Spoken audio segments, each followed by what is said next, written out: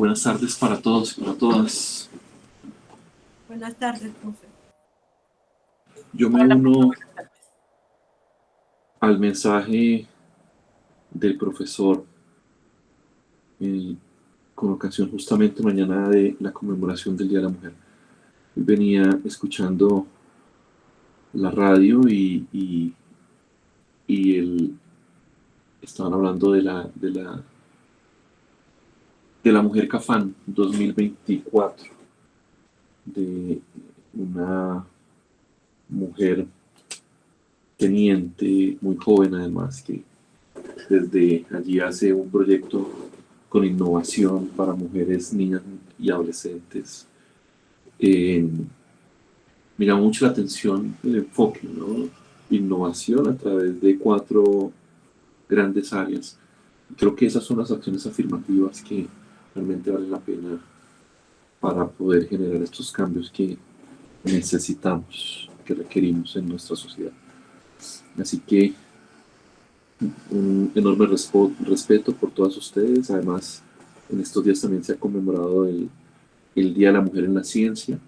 Y ustedes que más, que no solamente están aquí, sino aportándole al país y a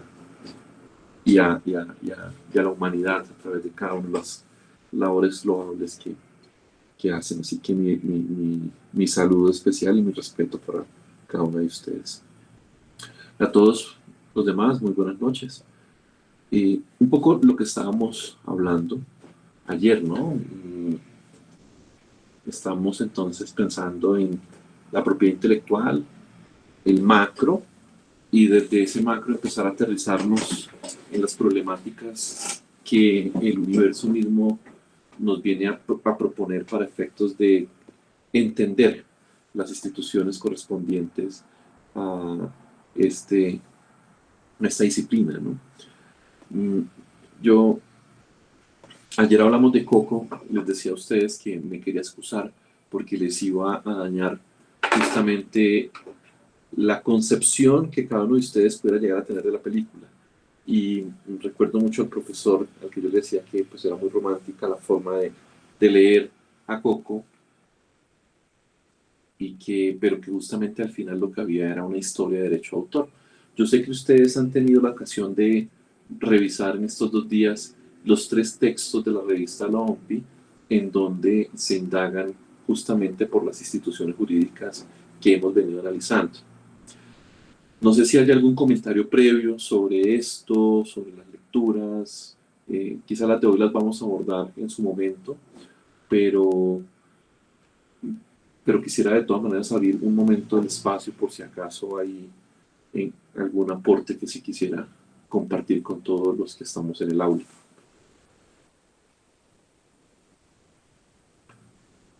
Muy bien. Apreciados profesores, esto ya todo lo abordamos ayer y nuestra info de lo que hablamos en su momento, los beneficios del sistema de propiedad intelectual. Creo que cerramos además hablando de los conceptos cambiantes del derecho a autor. ¿Por qué conceptos cambiantes del derecho a autor? Hablábamos, por ejemplo, cómo la fotografía fue objeto de grandes discusiones en torno a su propia apropiación, ¿no? A su admisión como objeto de protección desde la propiedad intelectual. Les contaba yo cómo al inicio se negó y luego se viene a plantear hacia 1937 la admisión en el Convenio de Berna como un objeto de protección. Pero más allá de eso, la fotografía siempre ha significado un gran reto. Y miren que este tipo de obras presenta una concepción muy importante para cada uno de ustedes. Si participamos, por ejemplo, de que en el desarrollo de los contenidos digitales que ustedes van a proponer, van a tener que utilizar mucha imagen gráfica, y mucha de esa imagen gráfica puede llegar a tener o puede ser considerada como una obra fotográfica. En ese sentido, a mí me llama la atención, ¿no? esta posibilidad de verter algunos elementos para la discusión. Nosotros creo que el derecho autoral está siempre abierto a esos grandes retos. Miren que después de esos grandes retos, creo que se planteó una discusión importante en el ámbito jurídico, y era que incluso dio lugar al surgimiento de la admisión de la protección de los derechos con nexos, con la posibilidad tecnológica de fijar para luego reproducir ciertos tipos de obra. El teatro cambia su concepción misma, la misma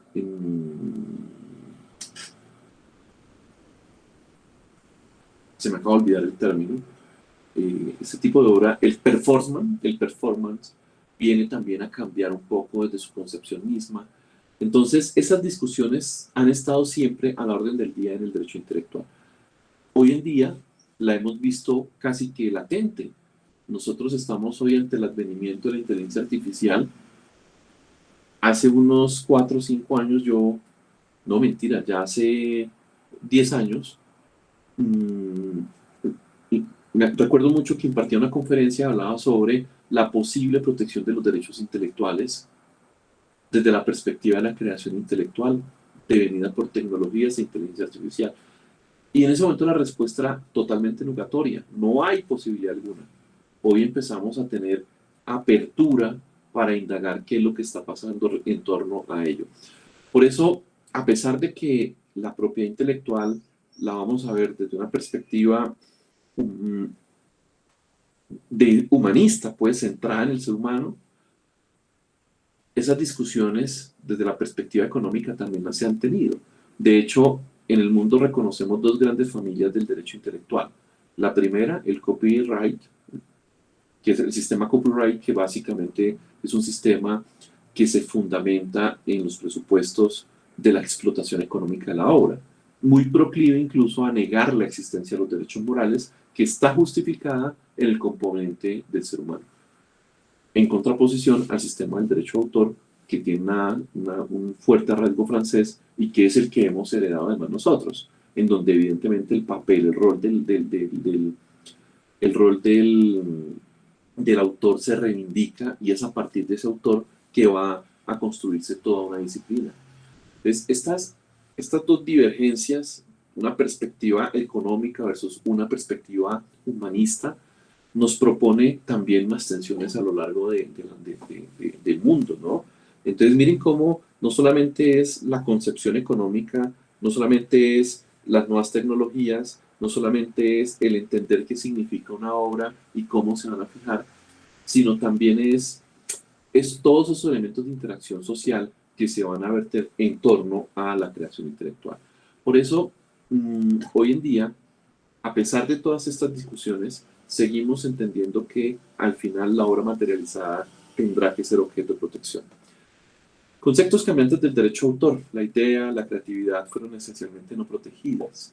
Miren cómo nosotros nos encontramos hoy ante diferentes discusiones. ¿Hasta dónde empieza mejor la protección y dónde acaba el concepto de la mera idea? Ya vamos a discutir un poquito en torno a ello. ¿Cómo entendemos, por ejemplo, la parodia del mashup? Venía escuchando estas noticias en Vox Populi, y claro, el gran elenco en Vox Populi hace parodia. ¿Qué es la parodia? ¿Qué es la weapon parody, por ejemplo? Entonces, ¿cuál es el instrumento de la parodia en el universo jurídico y cómo nosotros nos valemos de ella? Entonces, esas discusiones se plantean. El mashup, yo no sé si alguien conoce qué es el mashup. Yo la verdad es que no lo entiendo del todo, por una restricción de edad. Yo soy más viejito aquí, y entonces eso hace que yo tenga una barrera frente al mashup, pero el mashup al final es una creación de la música a partir de otras, principalmente sea música electrónica. Entonces, la guaracha y todos esos elementos vienen a ser escenarios de mashup. Como, yo no sé si ustedes en guaracha, por ejemplo, han visto cómo un porro se incorpora al dance o al trance o a alguno de estos prototipos de música digital. ¿Qué significa, qué es lo que hace David Guetta cuando está haciendo un toque, está pinchando, está reproduciendo, está creando? Ahí hay unas grandes discusiones que se van a proponer también. Por eso nos encontramos nosotros en una necesaria conversación con el derecho de autor. Y esta que estoy proponiendo aquí me parece mucho más agradable, incluso, o más útil para nosotros. ¿Cómo nosotros entendemos los límites a los derechos patrimoniales? Si los límites al derecho patrimonial están justificados en ese componente social del derecho intelectual pa- para poder cumplir con el rol, con la función social, porque es que esto al final es un derecho de propiedad y la propiedad no es absoluta, sino que está determinada por esa función social que nos impone en nuestro país, por lo menos la constitución política, a partir de una economía social de mercado, pues evidentemente esas discusiones se van a proponer. ¿Qué significa limitación y excepción? Entonces, ¿por qué si yo estoy ante un entorno del comercio de libros en el que no hay acceso a obras fijadas son, fonográficamente para que puedan ser escuchadas por personas en situación de discapacidad visual o de acceso a la obra, por ejemplo, quien no tiene brazos y no puede sostener un libro? Yo podría entonces fijar esas obras materiales. ¿Y por qué esa posibilidad se extingue cuando el editor propuso como medio de explotación un fonograma? Es decir, grabaron unos contenidos y los subieron a Spotify y de allí se van a poder reproducir. Entonces, esos matices están. Por eso esos derechos cambiantes están allí presentes. Yo ayer cerraba la clase con esta discusión que es muy interesante, cómo nosotros podemos leer esta fotografía. Les confieso que la fotografía la tomé yo en algún momento de mi vida y, y esa pregunta que está aquí a mí me encanta. Entonces, esa discusión definitivamente está.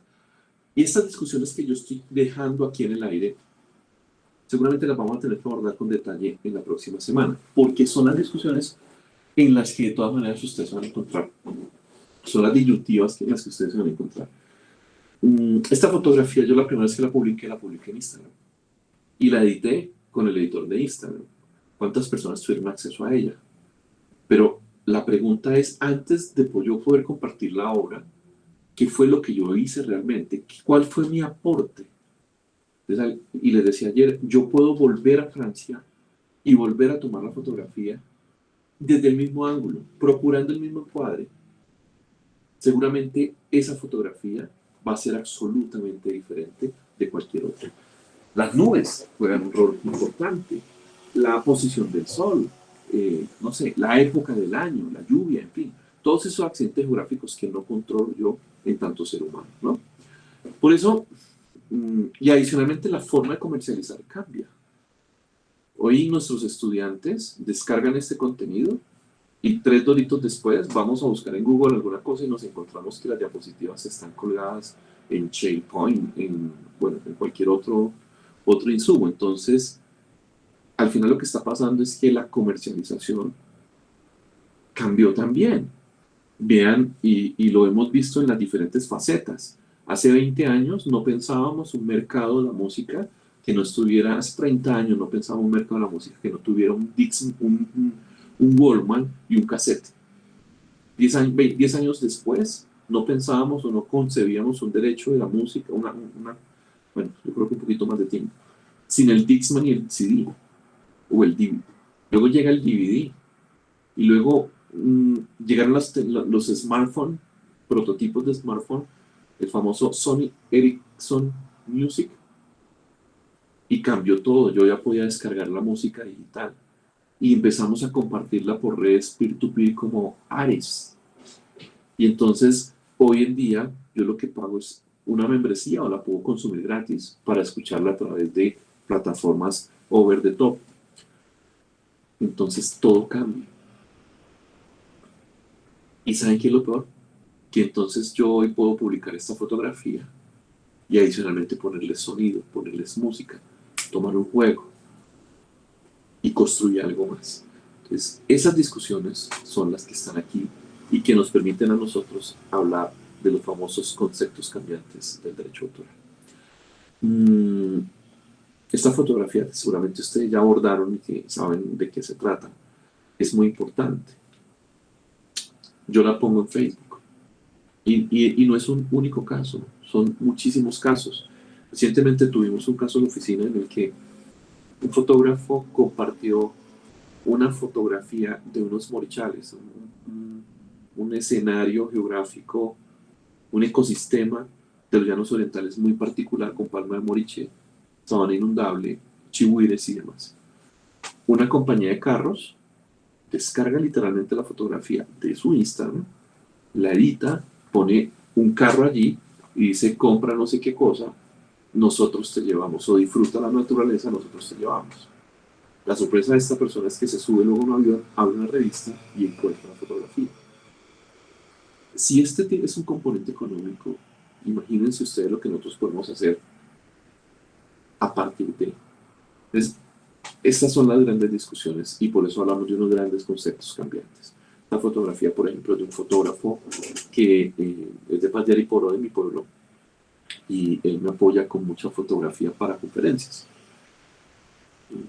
¿Qué hizo que esos caballos estuvieran ahí? ¿Cómo capturó el momento? ¿Qué hizo? Pero eso es realmente creatividad. Ustedes vieron la discusión que se plantea en torno a la selfie del macaco. Entonces, empezamos entonces en este momento. Yo les decía, queridos profesores y profesoras, que al final no nos podemos perder de vista que estamos ante un verdadero derecho de propiedad. Ustedes conocen a este personaje. Es un verdadero derecho de propiedad. Estos numeritos que ustedes están viendo acá son los artículos del Código Civil, de mera referencia. ¿Por qué? Porque es que, ¿qué significa propiedad? No lo que dice el artículo 61 de la Constitución Política, porque al final lo que dice es, se protegerá el de la propiedad y la propiedad tiene una función social. Pero adicionalmente, si yo me voy a la Declaración Universal de los Derechos del Hombre, artículo 27, se protege también la propiedad y en el inciso segundo dice que se protegerán las creaciones del intelecto humano como verdaderos derechos humanos. Entonces, miren que aquí estamos entendiendo el derecho de autor desde una cosmovisión humanista, que es de donde nos interesa entonces rescatar estos elementos. Y empezamos a analizarlo. Las cosas incorporales también son una especie de propiedad. Nosotros hablamos de la propiedad intelectual como una propiedad sui generis, porque tradicionalmente entendemos que la propiedad es esto, una cosa material que yo puedo apropiar, que yo puedo tomar con mi mano. Sin embargo, cuando el paradigma corresponde a una canción, a una poesía, y yo intento el touch con la mano, no lo voy a lograr. Pero es que este teléfono es único, es uno solo, mientras que la canción es una única, pero hay tantos ejemplares de la canción como fijaciones de la misma se puedan encontrar. Entonces nos genera unas dificultades de concepción respecto de la propiedad tradicional que tenemos para que valorar. Queridos profesores y profesoras, reading this text constitutes copyright infringement. You are under arrest. Esta caricatura al final me pone a mí entonces en el punto en donde queremos. Todo lo que está compartido está protegido por el derecho intelectual. Todo lo que encontramos a disposición de alguien en Internet, puesta a disposición, está protegido por el derecho intelectual. Vamos a entender entonces qué implica esa protección. ¿Qué implica esa protección? Es más, si no está en Internet, también está protegido. Si no está divulgado, también está protegido. Pero incluso con una concepción mucho más robusta, porque el autor todavía ha conservado su obra dentro de su esfera íntima, dentro de su esfera privada. Luego no ha ejercido el primer derecho moral, el de la divulgación de su obra. Por eso es que nosotros no podemos citar sin el consentimiento del autor una obra no divulgada. Por eso es que nosotros, cuando utilizamos materiales de nuestros alumnos, cometemos una primera infracción del derecho moral, que es la divulgación. Porque esa es una gran pregunta. ¿Es un fuero privado el ámbito de la educación? Si yo comparto este texto con ustedes, ¿se ha entendido que hubo divulgación o no? Al final, ustedes están aquí como un conjunto de personas determinadas dentro de un escenario concreto. Entonces, en principio no podría llegar a defender la tesis de que esto es fuero privado. Ustedes seguramente han hecho alguna vez una práctica de compartir con sus alumnos materiales en borrador. E incluso ellos le aportan a ustedes. Ustedes están determinando quién accede a la obra. Eso puede ser considerado como un acceso privado. Como cuando usted le pide al editor o cuando usted se lo pide al corrector de estilo. Esos son accesos privados. Pero cuando usted ya comparte con la propósito de cualquier persona acceda sin ninguna restricción suya impuesta, pues estamos hablando de foros públicos. Es decir, también está un poco en la razón que yo tengo, porque cuando yo comparto y digo esto quiero que lo acceda cualquier persona, o quiero que lo acceda bajo estas condiciones, Creative Commons, por ejemplo, pues estamos en un escenario diferente.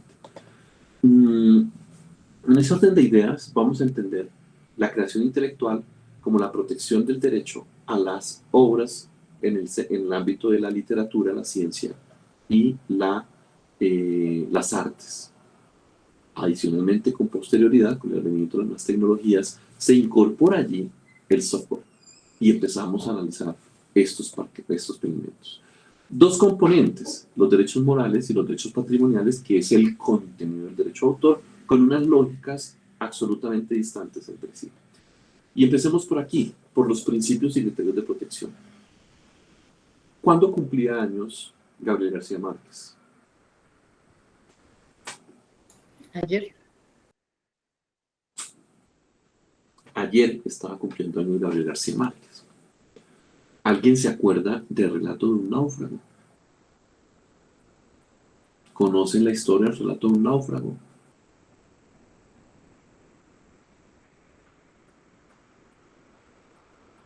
¿Conocen el trasfondo del relato de un náufrago? No era el relato del este buque de la flota mercante que dejó caer una mercancía y ahí uno de los que se cayó sobrevivió, pero todo se dio porque le tocó a Gabriel García Márquez irse, ¿no?, del país por esa historia, dado que era sobre una cosa ilegal que ocurría con la flota mercante era gran colombiana, creo. Yo tengo una duda, profesor Gustavo, y es que yo creo que no era la flota gran colombiana, era la Armada. Armada, sí. No, pero era como... Sí, la Armada, la Armada. No, la Armada. Es un artillero de la Armada, así es. Ajá. Y el artillero estaba en mantenimiento en los Estados Unidos y estaba en mantenimiento en los Estados Unidos, estuvo un tiempo allí y claro,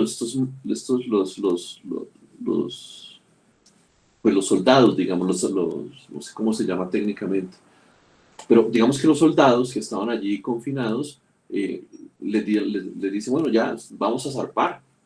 Zarpamos en tantos días y les pagaron además todo el tiempo que les debían. Y estos señores, bueno, creo que hay un acto ahí de contrabando. Algunos traían neveras, lavadoras, en fin. Otros, mejor dicho, el buque venía cargado con mercaderías, bien de contrabando o bien de los propios marineros, ¿no? Entonces, Grumetes. ¿Perdone? Grumetes. Grumetes se llaman. Sí, señor. Wow, muchas gracias. No tenía conocimiento.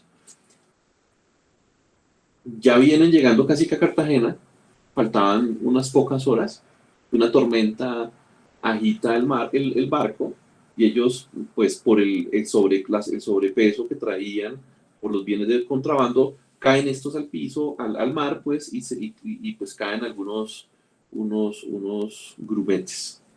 Entonces, uno de ellos es arrastrado y termina llegando por el efecto del mar a unas playas en el Urabá, y cuando lo daban ya todos muertos, pues aparece esta persona en el Urabá, lo llevan al hospital, en fin, y bueno, lo reciben como un héroe.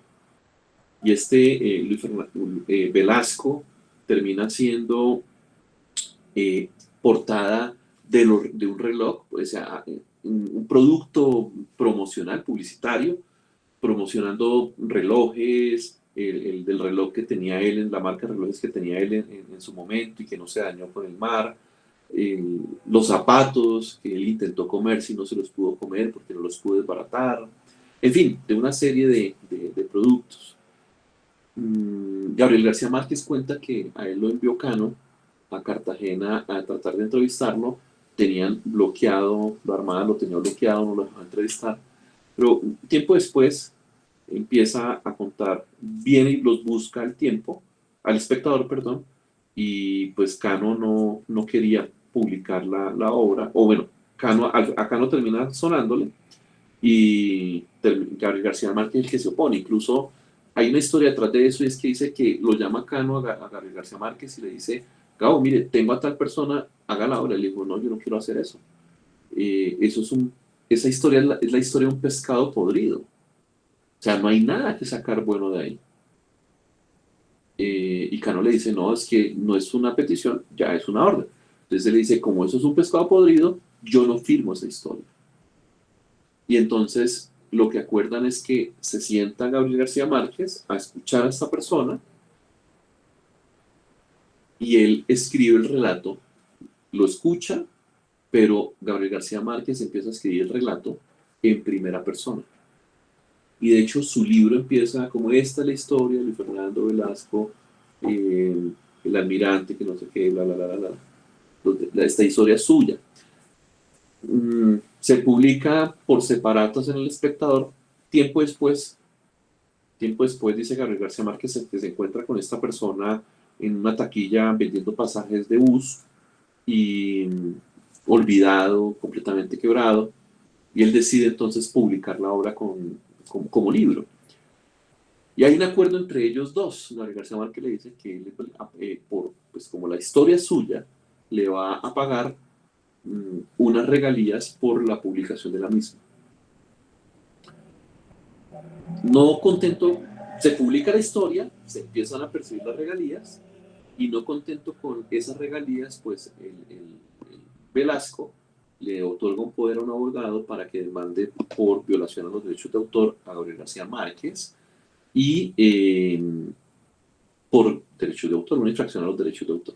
¿Por qué este recuento? Yo quería hacer este recuento porque al final creo que nos sirve, es el idóneo para poder hablar de los principios y criterios de protección del derecho a autor. El derecho a autor, estos numeritos que ustedes están viendo aquí, son el artículo y el numeral, y el artículo y la norma en la cual está contenida, por si acaso hay interés en continuar un poquito en lo jurídico. El primer principio es la protección a la forma en la que se materializan las ideas y no a las ideas mismas. Entonces, dice la norma, pues, ¿qué es lo que se plantea aquí en el derecho a autor? Yo no puedo proteger formatos, yo no puedo proteger ideas, yo no puedo proteger conceptos. Los conceptos, los formatos, las ideas son libres y tienen que permanecer libres para mantener en el universo creativo inalterado. Por eso es que cada uno de ustedes tiene en su casa un bodegón, y todos esos bodegones están protegidos por el derecho de autor. La idea es la misma: una bandeja con frutas. Una bandeja con frutas. Pero cada una de esas bandejas tiene una representación diferente. La forma como el autor la percibe y las plasma. Por eso ustedes prenden la televisión colombiana y hay un concurso de canto en cada uno de los canales. Yo me llamo, Colombia tiene talento, El Factor X, en fin. Conceptos. Pero la forma en cómo ese concepto se individualiza es lo que puede llegar a generar la obra. Cuando yo veo una novela romántica, hoy hablaba de Betty la Fea en clase de comercial, yo veo una novela romántica donde digo, el típico caso de, mire, ¿cómo se llama la novela? El señor es un señor guapo, tiene una novia muy guapa, rica, pero un corazón no tan bueno, y ahí conoce a una persona no tan económicamente bien, pero sí de buen corazón, además muy bonita y tal, y empiezan a surgir entre ellos diferentes circunstancias de la propia vida, y terminan enamorándose de los dos últimos, y el señor deja a la persona que no es tan buena, se casan, comen felices, viven felices y comen perdices. ¿Cómo se llama la novela? Entonces uno, dentro de ese concepto, podría hablar de cualquiera de las novelas mexicanas, colombianas o venezolanas. La Potrasaina, Betty la Fea, Dos mujeres, un camino, en fin, cualquiera, siempre y cuando no sea una narconovela. Entonces, ¿por qué es eso? Porque al final la idea es libre, y la idea debe permanecer libre para generar esos avances económicos, esos avances creativos, esos avances intelectuales. Bien, Luego viene ese componente de no me importa el mérito ni la destinación, porque la obra no se protege por el fin, sino se protege por haber sido creada por el hombre. ¿Para qué? No importa, sino de dónde emanó la obra. La creación en tanto fundamento de protección de la obra misma. Por eso en el derecho de autor la utilidad no importa. No importa es la concepción misma estructural que tiene el artista. Y además la obra se protege por el mero hecho de la creación. Aquí quizá ustedes han escuchado, es que no se protegió porque no se ha registrado. Y el registro se hace en la Dirección Nacional de Derecho de Autor y se puede hacer por internet. Todo eso es cierto, menos lo primero. La obra se protegerá por el derecho de autor por el mero hecho de haber sido creada. Es decir, el acto creativo es lo que justifica que yo pueda proteger el producto que ha sido objeto de la intelectualidad. Ustedes son agentes creativos, todo el tiempo están creando. Incluso este discurso que hoy estamos aquí compartiendo con ustedes está protegido por el derecho de autor. Nuestros estudiantes lo capturan, lo interpretan, lo analizan, lo estudian, pero por ejemplo, esta grabación está salvaguardada por el derecho de autor. Es que está siendo producto de un íter creativo. Mentalmente lo que está ocurriendo es que yo estoy buscando las palabras correctas para poder compartir con ustedes estas ideas que están circulando en mi red neuronal. Entonces, pero es por ese mismo hecho. Una vez se exteriorizan, que se van a proteger. Y ante la duda, surge entonces el indubio pro autor.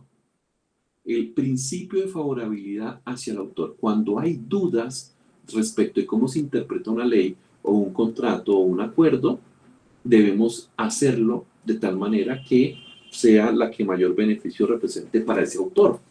Pero pilas, no podemos hacer forum shopping, es decir, no podemos coger el pedacito de la norma que sí me sirve y descartar todo lo demás que no me sirve. Esto es una interpretación integral. Yo tengo que tomar la norma que me sirve integralmente, es decir, asumir lo que me sirve y lo que no me sirve para que en un ejercicio de ponderación yo pueda determinar cuál es la interpretación más beneficiosa. La independencia de la propiedad sobre el ejemplar de la obra. Cuando yo compro un libro, como este que yo tengo aquí a la mano, ¿yo de qué me hice propietario? Cuando yo compré este código, ¿de qué me hice propietario? ¿Me hice propietario de las ideas contenidas acá? ¿O me hice propietario de un cúmulo de cartón, de hojas y de tinta? Yo siempre utilizo el ejemplo del famoso procurador que en su juventud quemaba libros. ¿Por qué él puede quemar libros si no pasa nada? Porque los libros eran de él. Pero este soporte físico, se destruye la obra porque yo queme este código, porque yo lo rompa, porque yo lo regale. No se destruye la obra permanece. Lo que se destruyó fue el soporte físico. A menos, y esta discusión cambia, cuando el soporte físico, cuando estamos hablando de las obras plásticas, es decir, la escultura. Y ahora que van a demoler el edificio Acuarela en Cartagena, una vez lo tumban, desaparece la obra artística. La respuesta es no necesariamente, porque es que la creación intelectual no necesariamente es el edificio. La obra arquitectónica, por ejemplo, va más allá del edificio, los planos, la concepción misma. Los renders son una propia obra. Ese es un soporte material, ese es un soporte físico. Yo puedo hacer la maqueta. Pero si yo destruyo la gorda de Botero, una monja fumando, pues esa obra desapareció por sécula seculorum. ¿Bien? Entonces, eso es, en la obra de arte, como no hay esa segmentación entre el soporte físico y la obra, va a haber un problema diferente. Es decir, no hay ejemplares diferentes a la obra literaria, a la obra plástica, perdón, al cuadro, a la escultura, a la orfebre, en fin. ¿Listo? Y por último, la originalidad. Teniendo en cuenta estos 6 principios, no he hablado de originalidad, yo lo veré. Quisiera cerrar con la historia de Gabriel García Márquez. Adivinen cuál fue la decisión del juez. Yo creo que la intuimos todos porque seguimos sabiendo que el Renato Hugo Náufrago es una historia que creó Gabriel García Márquez. Pero ¿cuál sería la decisión del juez? El juez dice, cuando el señor Velasco cuenta la historia y se la comparte a Gabriel García Márquez, la historia que cuenta es una mera idea. Es decir, si Gabriel García Márquez hubiera tomado ese discurso que grabó, no mentira, Gabriel García no lo grabó. Gabriel García Márquez, Gabo, lo que hace es tomar notas muy juicioso de la historia. Él toma las notas y hace preguntas. Realmente la historia se cuenta a través de preguntas de una entrevista que hace Gabriel García Márquez. Y luego después se va a su casa, saca su máquina y la escribe. Entonces el juez dice, ¿qué es lo que hizo Gabriel García Márquez? Transformó una idea en algo práctico. Y aquí viene un elemento adicional, y es que los hechos noticiosos o los hechos de actualidad no se protegen. Es decir, la forma en como yo los cuento sí, pero el hecho mismo no. Yo voy pasando y me encuentro un accidente de tránsito, yo tomo la fotografía, pero cualquier persona puede llegar a tomar una fotografía allí. Entonces, ¿cómo yo comparto eso? ¿Cómo yo escribo? Ustedes son ingenieros, todos conocen la secuencia Fibonacci. ¿Cómo yo describo literariamente la secuencia de Fibonacci? Yo puedo en torno a la secuencia Fibonacci yo puedo escribir un poema. Pero esa es una concepción mía. Eso sí lo voy a proteger. Entonces el juez viene a decirle, Gabriel García Márquez, toma ese insumo y lo convierte en algo tangible, en una historia real y verdadera. Solamente Gabriel García Márquez, dice el juez, pudo haber escrito el relato de un náufrago en la forma y en la concepción tal como la viene a escribir. Si bien es cierto, toma como punto de partida este hecho en torno a la vida de Velasco, la realidad descrita en la obra es una realidad que solamente concibe Gabriel García Márquez. Ni siquiera haciendo su mejor esfuerzo, Velasco iba a lograr materializar esa historia tal cual como lo hizo Gabriel García Márquez.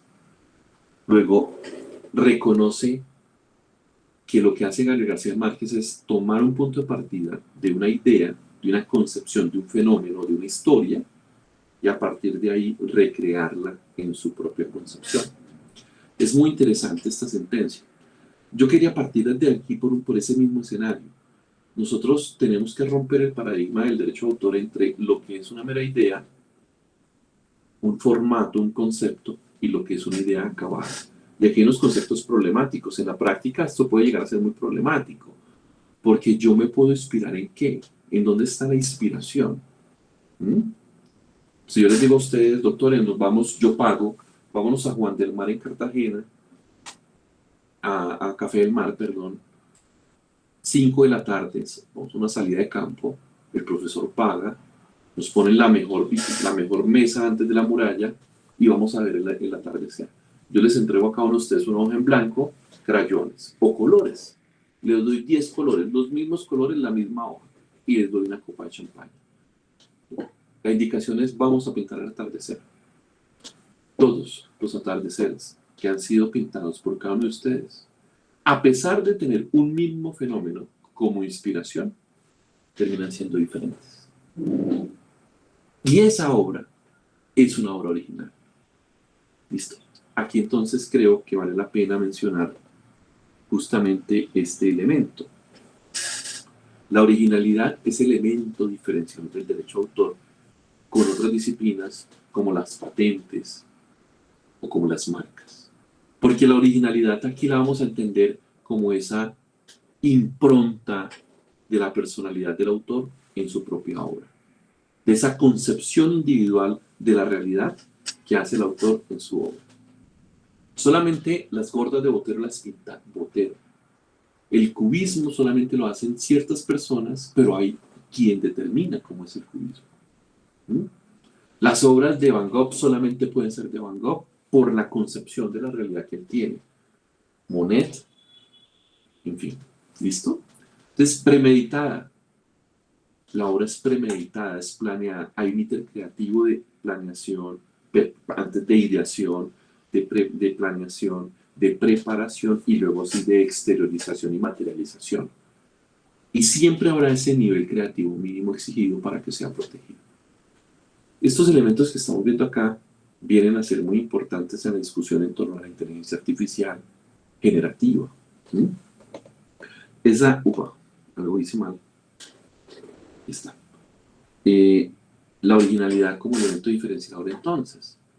Vamos a encontrarnos con esos grandes matices. Vamos a encontrarnos doctores, profesores y profesoras con un componente bien interesante. La originalidad objetiva es el esfuerzo de destreza aplicada, la utilidad, es el que mide la novedad, es el que se aplica en patentes. Nosotros aquí tenemos un componente subjetivo, el sello personal del autor, eso que me hace único, eso que me escribe, y todos como profesores seguramente hemos tenido una experiencia. Esto no lo escribió mi alumno, esto no lo escribió él no tiene esa capacidad. O sí la tiene, pero mejor, no tiene esa aplicación de las figuras literarias como se están planteando en este texto. Porque es que, al final, a pesar de que todos hablamos castellano, la forma en cómo utilizamos el lenguaje es única. Nos determina, a pesar de que socialmente estamos condicionados. Hubo un artista, caso público, hubo un artista en Colombia que pretendió reivindicar como autoría la expresión Bogotá del putas Bogotá. ¿Ustedes le reconocerían un derecho de autor a la expresión Bogotá del putas Bogotá?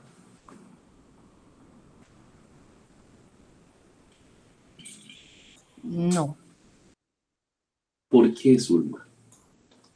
porque me parece que es una expresión que no necesariamente refleja lo que se quiere decir de Bogotá. Profesora Zulma, usted seguramente es muy joven para recordarlo. Gracias, no creo. Cuando yo estaba en la universidad, el lenguaje que uno utilizaba era, oye, es del putas, el plan está del putas, ese profesor es del putas, ¿se acuerdan de ese contexto histórico? Es decir, Entonces había un anuncio publicitario de repiti piti porque piti del piti. ¿Se acuerdan de eso? no. Eso era como de jugo, algo así. ¿Por qué? Porque contextualmente hablando, en esa época los adolescentes y posadolescentes hablábamos con esa expresión. Oye, y era, claro, estoy hablando del contexto de Bogotá, ¿no? Entonces, en esa época, la artista dice Bogotá, de putas Bogotá, y empieza el campín a saltar. ¿Se podría reclamar una? Pues la verdad es que no, alguien ya habíamos encontrado. Un poco la discusión, para no utilizar esa palabra, o ese ejemplo mejor, viene con rayuela. ¿Se puede proteger la expresión rayuela como una perspectiva del derecho de autor? La respuesta es no, es una utilización habitual del lenguaje. Rayuela es el nombre que recibe en algunas regiones el juego del avioncito o el juego de la golosa. Claro, pero nuestro querido autor toma esta expresión para titular un nombre. Ahora, cuando yo digo 100 años de soledad, a pesar de ser una expresión tan corta, aquí hay una verdadera construcción. El mismo elemento, la entrevista esta que le está haciendo Carlos Calero a Miss Colombia en el reinado, y que contesta algo así como hombre con hombre, mujer con mujer, en el mismo sentido, en el sentido contrario. Esta también fue pretendida de reivindicación por la reina, porque claro, se volvió un producto. Y entonces aquí hay una verdadera originalidad, hay un verdadero esfuerzo intelectual. Esto es bien interesante. Miren cómo entonces la originalidad no puede ser objeto de reconocimiento más allá de la misma concepción de ese íter creativo por parte del usuario, del creador, del artista. ¿Listo? Y aquí lo vamos a encontrar aplicado. Yo creo, a mí me parece que están cambiados los nombres, pero Miren, aquí hay dos obras. Las dos obras son originales. Pero pilas, si estuviéramos hablando de patentes, no se podrían proteger porque no son novedosas. Es decir, solamente podría ser novedoso para la primera persona que pone una mesa, un mantel, un jarrón y girasoles. Eso es novedad, el primero que lo haga. ¿Por qué? Porque no se conocía, yo lo creé y yo lo... Derecho de patentes. Aquí estamos hablando de una concepción diferente, de una originalidad subjetiva del sujeto, de cómo yo percibo esa realidad. Van Gogh y Monet seguramente se pudieron haber, el mismo día, pudieron haber visto los mismos girasoles, imaginariamente hablando, claro. Y el resultado de cada uno de esas pinturas iba a ser diferente. Aquí estamos viendo girasoles, un mantel, una mesa y un florero. Y cada resultado es diferente. Entonces, ¿qué es una obra? Aquí lo vamos a caracterizar. Lo mismo lo encontramos en esta diapositiva. Y aquí venimos a encontrarnos con obras disruptivas. En el primer caso, ustedes dirán, la Mona Lisa. Yo les contesto, no, no es la Mona Lisa. Marcel Duchamp, arte revolucionario, viene a plantear esta obra en la Mona Lisa con bigotes. ¿Cómo así que Mona Lisa con bigotes? Sí. Esa monita tiene, yo no sé si ustedes lo perciben, aquí unos bigoticos y tal. ¿Qué hizo Marcel Duchamp? Tomó la fotografía y sobre esta fotografía trabajó. Mire que tenemos la obra originaria, no hemos clasificado la obra en ese sentido, pero tenemos la obra originaria. Y él viene y la transforma en algo. Claro, aquí hay un matiz y lo tenemos que tener en consideración. Mona Lisa es una obra que está en el dominio público, porque su protección en derecho patrimonial ya se agotó. Marcel Duchamp lo pudo haber hecho y no tuvo que pedirle autorización a nadie. Botero falleció el año pasado. Si yo tomara una gorda de Botero y le hiciera bigotes, muy seguramente para poder explotar esa obra derivada tendría que pedirle permiso a Botero. Ya no está a sus descendientes. ¿Me autorizarían ellos a deformar la obra en este contexto? La respuesta muy probablemente será que no. Pero ¿qué es una obra? Ustedes seguramente han ido al MoMA o aquí, incluso al Museo de Arte Moderno de Bogotá, y las concepciones de obra cambian. ¿Qué significa una obra? Este es un caso paradigmático italiano en donde la obra realmente se conoce y es materialmente en verdad artista. Piero Manzoni. Y lo vendía en estos recipientes y se vendió por internet muy bien. Y hoy vamos a encontrarnos con esas grandes discusiones. ¿Qué es una obra? El caso de la persona que se hizo un tatuaje maravilloso atrás en la espalda y a algún rico del universo le encantó y le compró la espalda. ¿Pero cómo así que le compró la espalda? Sí, hizo un contrato con él en el que esta persona se obliga a exhibir su espalda descubierta tanto tiempo en el año, para él o para quien él disponga. Y hay una cláusula en ese contrato que dice que el día que él fallezca, autoriza que se retire la piel de su espalda, haga el mecanismo de conservación y sea plasmada como un cuadro. Entonces, uno objetivamente dirá, ¿se puede proteger esta obra? Objetivamente la obra es un tatuaje, la obra se puede proteger. Lo que el reproche puede llegar a estar desde la bioética y el derecho es en el alcance de la venta de un trozo de piel. Es una discusión diferente. Aquí vemos entonces ese componente. ¿Preguntas hasta aquí? ¿Comentarios, quejas, reclamos, observaciones? No, yo creo que es muy difícil esto de la autoría, ¿no? Del derecho de autor, del derecho moral, no es tan fácil.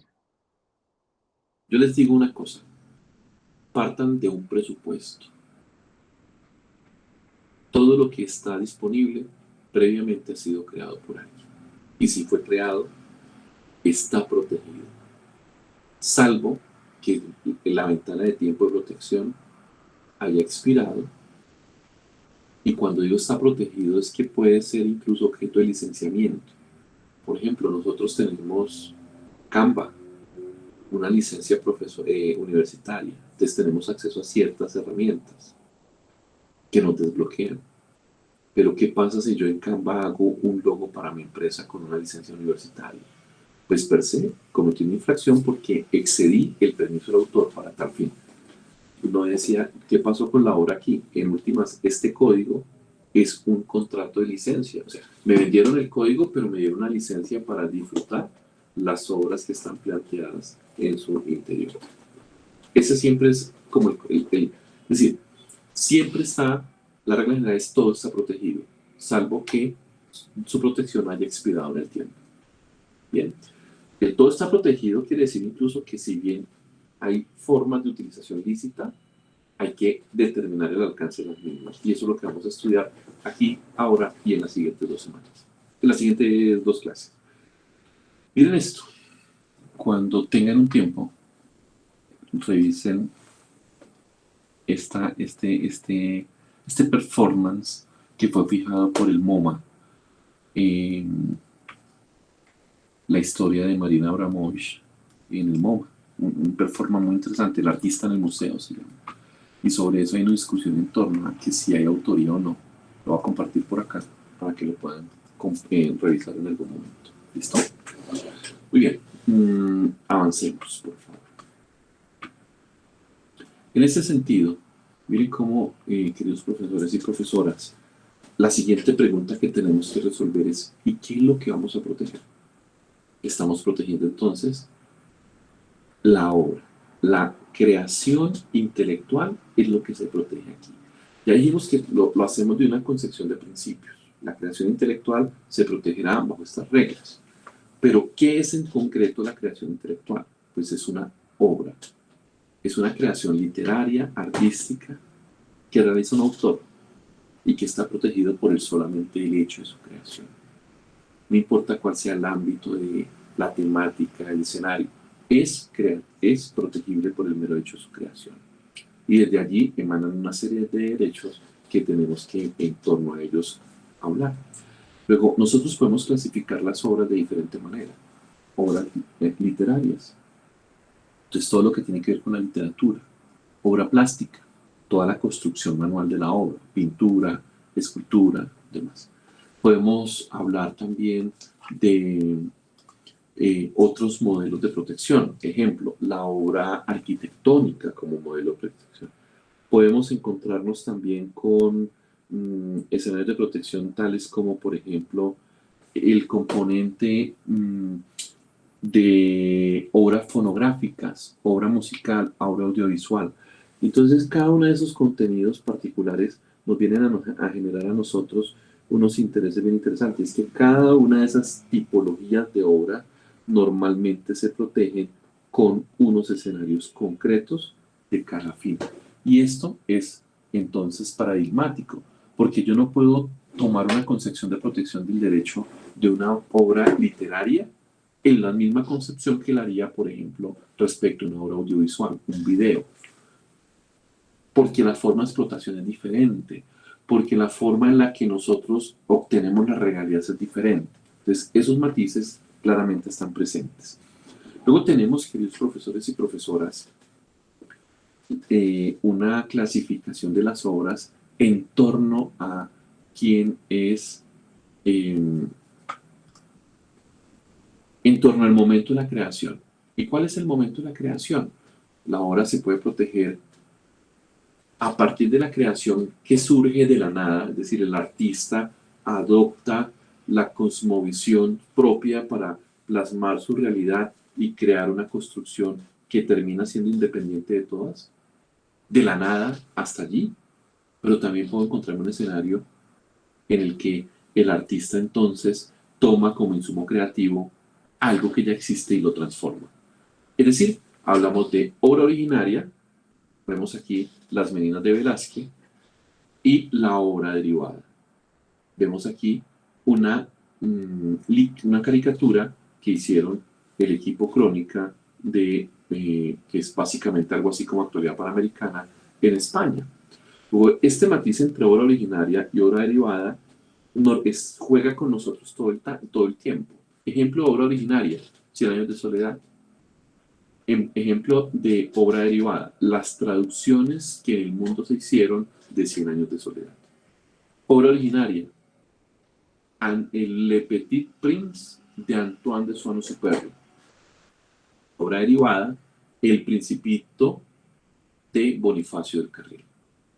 Y miren cómo los derechos que emergen son derechos de autor en los dos casos, pero los derechos de la obra derivada están supeditados, están determinados por el acuerdo, el vínculo, el permiso que el autor de la obra derivada, de la obra originaria, concede al segundo. Esta realidad es determinante, a menos, miren esta excepción, a menos que la obra derivada se haya construido bajo un escenario de limitación excepcional. En este caso en concreto es un ejemplo. Las meninas de Velázquez, si estuvieran protegidas dentro de la ventana de tiempo, es decir, los 80 años posteriores al fallecimiento del autor, tendrían protección en todo caso. Si viene Equipo Crónica a hacer esta parodia, pues lo hace dentro de una limitación de excepción a ese derecho patrimonial que se llama usos de parodia. Pero si no fuera parodia, sino que fuera una adaptación para efectos del teatro, por ejemplo, si estuviera protegida en el dominio privado, tendríamos que tener un permiso. Una licencia se llama. Y esa licencia, pues, es la que define entonces esos elementos. Ejemplo en la vida práctica. Nosotros creamos con Canva, les decía yo. Entonces Canva me permite a mí unas plantillas, me permite a mí unas fotografías, me permite a mí unos tipologías de letra. Y yo tomo insumos de uno y otro y a partir de ahí creo mi propia presentación. Entonces, ese presupuesto es muy importante para mí. ¿Por qué? Porque en últimas, ¿por qué puedo acceder a esa tecnología en Canva? Pues porque tengo un acuerdo, el acuerdo del CRIC Agreement, que ustedes seguramente dieron al momento en el que se registraron allí. Y entonces, para ser un beneficiario de la licencia académica, se registraron con su correo universitario, con el correo de la Universidad Nacional. Y a partir de ahí yo tengo los desbloqueos, yo puedo utilizar más imágenes, yo puedo utilizar más plantillas, y cada uno de esos elementos vienen a converger en algo.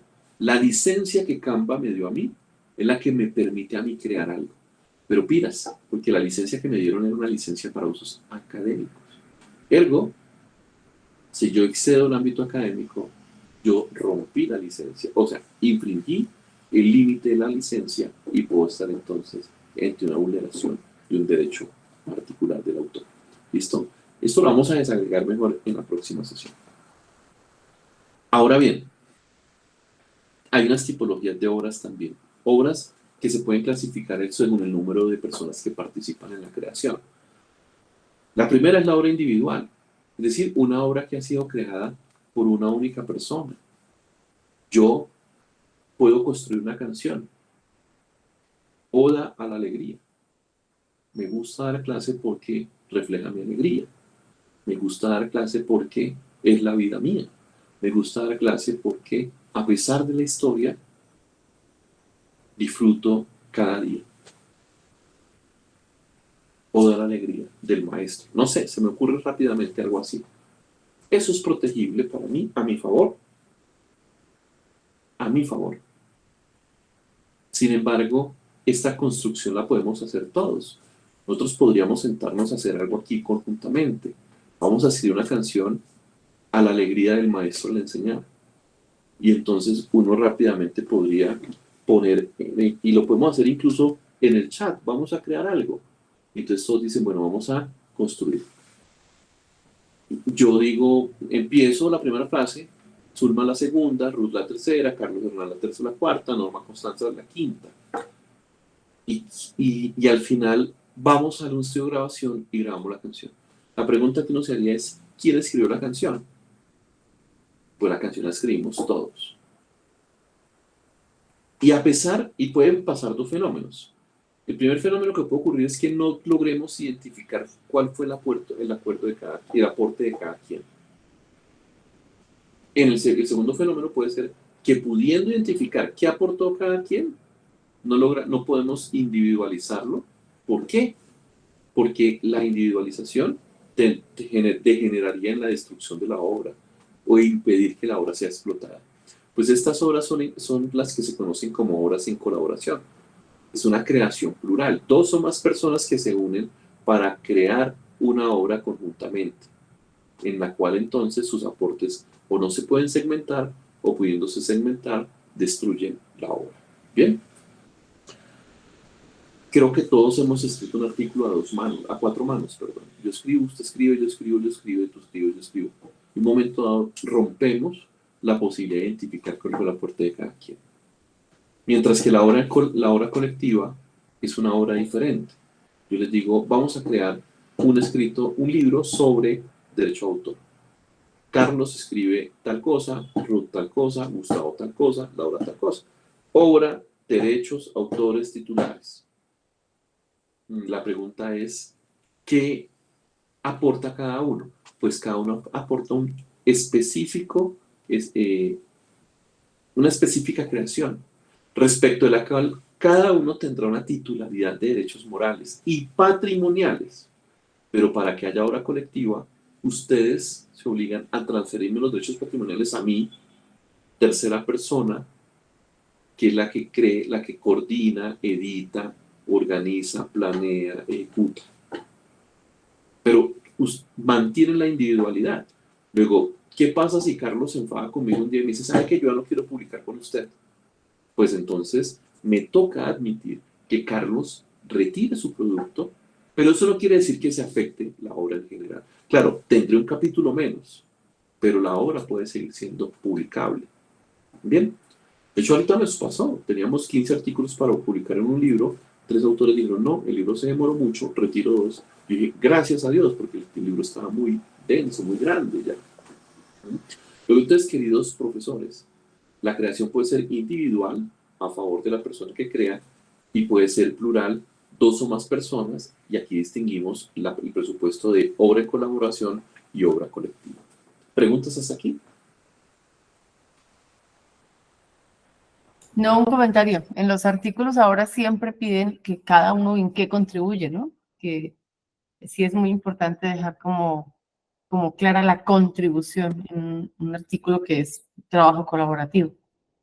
Sobre todo en la planeación, pero eso no tiene un propósito de derecho a autor, Zulma. Eso tiene un propósito diferente y yo creo que tú intuyes hacia dónde va el asunto. Es un tema más de precaución, porque recordarán ustedes los escándalos de los carteles de las publicaciones. Entonces poníamos a Zulma, tú escribes un artículo tal y dice que lo escribimos todos. Laura escribe un artículo tal y dice que lo escribimos todos.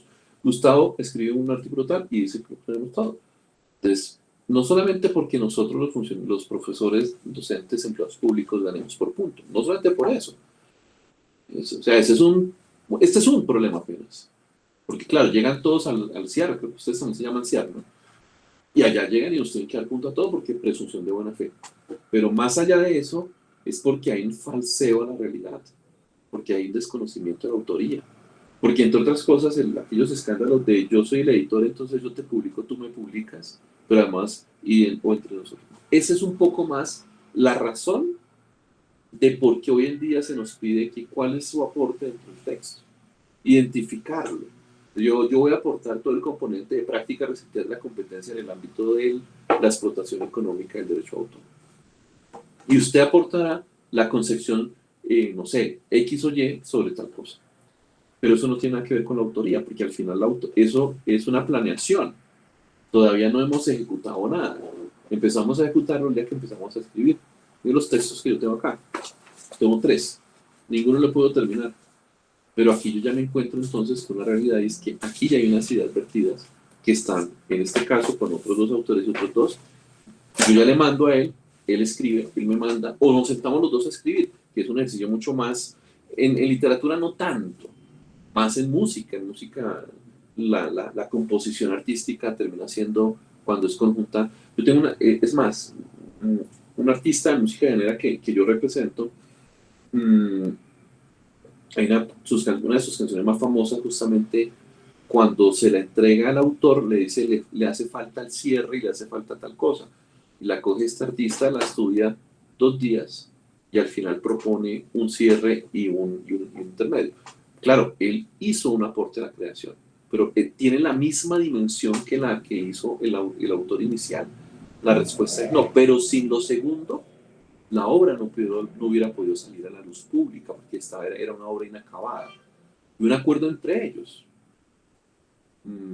que no ocurre así como, por ejemplo, con la historia de voy a poner como la canción de Diomedes Díaz, que Diomedes Díaz dice que es de su hermano, la tiendecitas que se llama, los doctores costeños.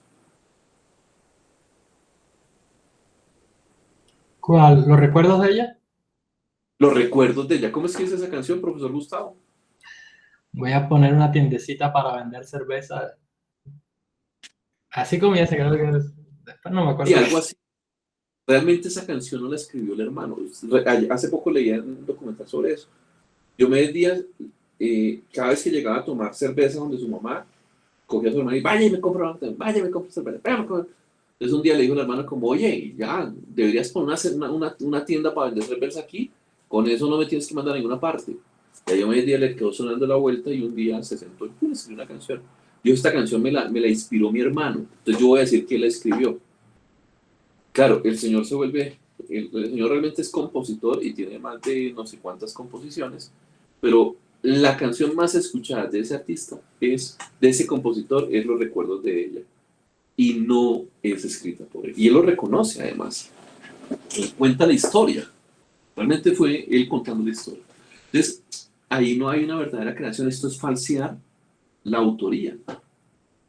Y en cualquier momento puede pasar una discusión entre los dos y yo puedo reivindicar mi autoría en cualquier momento, porque es que yo tengo esa potestad. Bien, la obra colectiva. Muchas gracias por el aporte, Zulma. Muchas gracias, profesor Gustavo.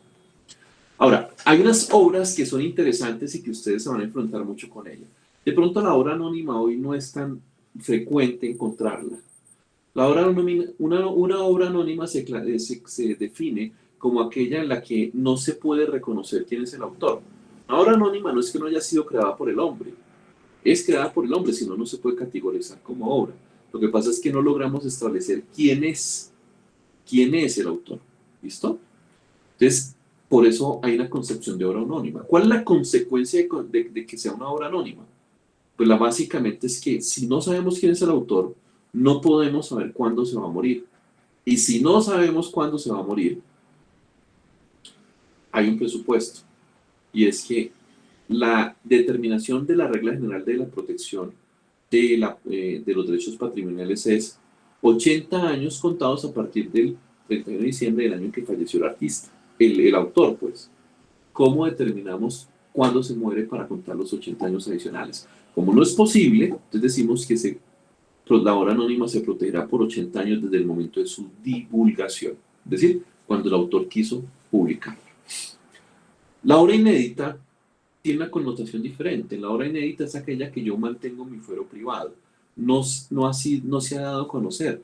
Yo les decía a ustedes, hace un rato les ponía el ejemplo de yo puedo llegar a compartir con ustedes un material sobre esto, lo pueden estudiar, pueden hacer un aporte, pero no pierde la ineditud, porque yo determiné a quién le permitía el acceso y con un fin específico. La editora, por ejemplo. Entonces, la obra inédita se mantiene en el fuero privado del autor todavía, a pesar de que haya accedido por unas terceras personas. La obra originaria, ya dijimos, es aquella primigeniamente creada, la que surge de la nada, la que yo concebí y materialicé. Mientras que la obra derivada es aquella que surge a partir de una adaptación, de una traducción, es decir, de una transformación. Si bien es cierto, hay una creación autónoma del autor derivado, insisto en que la explotación económica de esa obra está supeditada a los determinantes de la obra originaria. ¿Listo? Y claro, es que es una verdadera creación. Imagínense ustedes poner Rosario Tijeras en literatura y luego ponerla en cine. Adaptar la obra al cine es un verdadero esfuerzo intelectual que hace quien allí está enfocado. En ese orden de ideas, este es lo que amerita la protección. No podemos confundir obra derivada con derecho conexo. ¿Listo? Insisto, obra originaria, Le Petit Prince, Antoine de Saint-Exupéry. La traducción que hizo Bonifacio del Carril viene a ser protegida como una obra independiente. Claro, Bonifacio la hizo estando todavía vivo Antoine de Saint-Exupéry.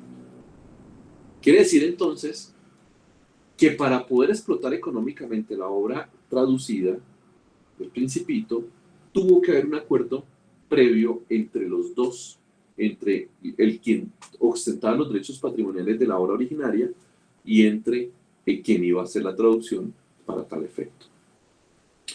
Pero, si yo voy a hacer El Principito en español, en cine, aquí hay una nueva transformación de la obra. Ya hubo la traducción, ahora la va a transformar al cine o al teatro. Pero cuando ya está transformada, me parece que alguna vez María Cecilia Botero interpretó El Principito, ahí, no me fue mentira, fue a Peter Pan. Pero ese ejecutor del Principito tiene un matiz bien interesante. Y es que el artista, el actor o la actriz que personifica al Principito tendrá entonces un derecho conexo de interpretación. Entonces, miren aquí cómo se da la relación obra originaria, obra derivada, derecho conexo. ¿Listo? Son matices. Si hay preguntas, por favor, no duden en hacerlas. Aquí nos faltaron dos tipologías que no sé por qué no estaban en la diapositiva, en el material inicial. La obra inédita, la obra seudónima,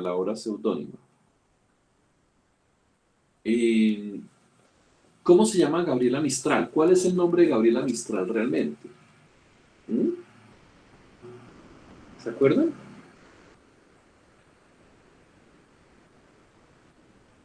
Gabriela Mistral no se llamaba Gabriela Mistral, realmente Gabriela Mistral es el seudónimo de Lucila Godoy Alcayaga, una poetisa, diplomática, profesora y pedagoga chilena.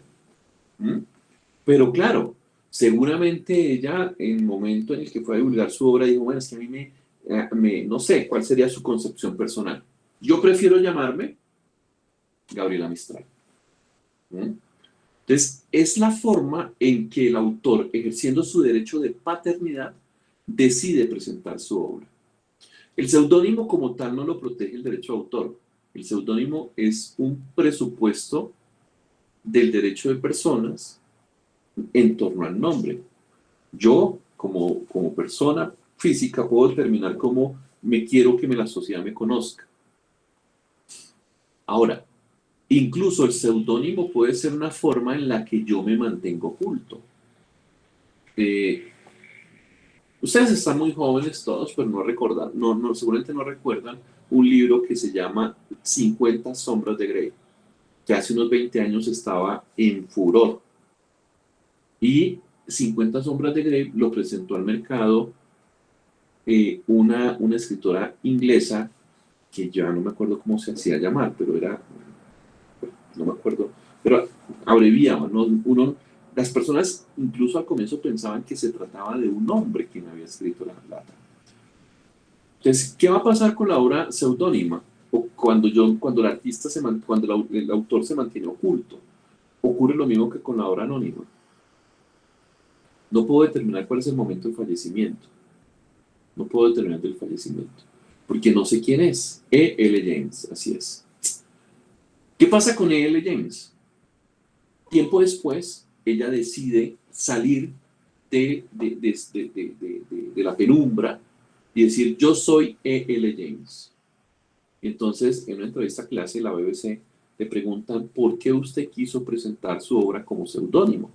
Y ella dice, por obvias razones. Yo estaba lanzando una novela que seguramente la sociedad iba a criticar. E iban a asociar a la persona que la escribió con todo eso que la novela cuenta. Y yo tenía que proteger a mis hijos, porque yo realmente era una ama de casa que vivía inmersa en un barrio tradicional de Londres, que en la mañana llevaba a mi hijo al colegio, a la salida lo esperaba y venía a la casa, le servía el almuerzo. Claro, yo escribía, pero es que seguramente en el colegio, en mi barrio, en mi club de amigos, en todo mi entorno, podría haber sido yo víctima de, no sé, bullying, en fin, cualquier otra conducta a la que no quería exponerme. La siguiente pregunta, ¿y por qué hoy sí? Dice, porque hoy el mismo éxito de la novela me protege. Hoy el mismo éxito de la novela es mi salvaguardia. Entonces hoy yo ya quiero decirle al mundo que yo soy esa persona que escribió la novela. Entonces, claro, el seudónimo está determinado por los intereses del propio autor para apropiarse de una forma en la que quiere verse en el mercado. Blado, Matador, en fin, todas estas personas que viven creando contenidos y que presentan estos contenidos bajo una concepción. El seudónimo puede mantener anónimo, puede mantener oculto, perdón, o puede revelarse la identidad del seudónimo. Muy bien. Y hay una última tipología de obras que no sé por qué no aparece aquí, que son las obras huérfanas. Las obras huérfanas, la categorización de obras huérfanas tiene una particularidad y es que en la obra huérfana podemos encontrar tres tipos de obras. Obras en las que sabemos quién es el autor, obras que están firmadas por seudónimo u obras que son anónimas. Como no tenemos ni idea, aquí cuál es el elemento común a las tres, que no tenemos ni idea quién es o en dónde está el autor, el paradero del autor. ¿Listo? Como no tenemos ni idea de eso, estas obras se consideran como obras huérfanas. ¿Qué se advirtió y por eso se incorpora esta figura en la ley 1915? Que muchas obras de esas son requeridas para poder ambientar una nueva creación artística o literaria. Entonces, no podrían utilizarse porque el autor no puede, al desconocerse cuál es su paradero, tendríamos dificultad para entonces obtener la licencia. Entonces, ¿qué dice la norma? No, se trataría de una obra huérfana. Entonces, usted haga todos los actos diligentes para identificar el paradero del autor. Y si no lo encuentra, solicita ante la Dirección Nacional de Derecho la inclusión de esa obra en el Registro Nacional de Obras Huérfanas. ¿Para qué? Para que sea esta entidad, o mejor, a través de ese registro usted pueda utilizar la obra, explotarla económicamente, sin que pueda ser perseguido por infracción. Ahora, en el momento en que aparezca el autor, habrá que darle una compensación económica por la utilización. Que no es lo mismo a que me persigan por infractor, porque en la infracción yo voy a tener que indemnizar todos los daños. Aquí lo que hay es una ponderación de cuánto hubiera costado el licenciamiento, si es que estaba protegida por el derecho autor. ¿Bien?